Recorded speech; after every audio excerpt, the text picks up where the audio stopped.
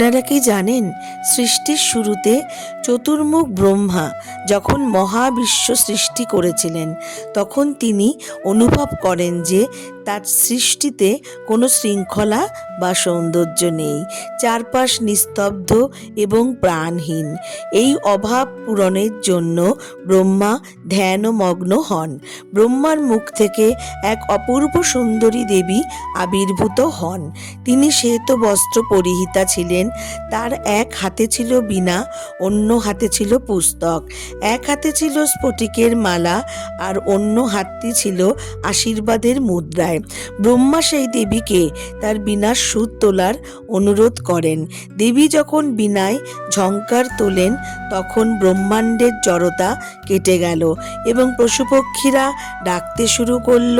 এভাবেই পৃথিবীতে শব্দ, ছন্দ এবং সুরের জন্ম হলো। ব্রহ্মা এই দেবীর নাম রাখলেন দেবী সরস্বতী, কারণ তিনি জ্ঞানের ধারা বা প্রসন্নতার প্রতীক। জ্ঞানের সৃষ্টির এক গভীর সম্পর্ক আছে। জ্ঞান না থাকলে সৃষ্টি করা সম্ভবপর নয়, এটি ব্রহ্মদেব বুঝেছিলেন। তাই পৃথিবীতে দেবী সরস্বতীর আবির্ভাব ঘটে। আজকের এই গল্পটি আপনাদের কেমন লাগলো আমাকে জানাতে ভুলবেন না। আর অবশ্যই এই চ্যানেলটিকে লাইক এবং সাবস্ক্রাইব করবার অনুরোধ রইল। আর কমেন্ট সেকশনে জয় মা সরস্বতী লিখতে ভুলবেন না। আর সরস্বতী পুজোটি আপনাদের খুব সুন্দরভাবে ভালোভাবে কাটুক। নমস্কার।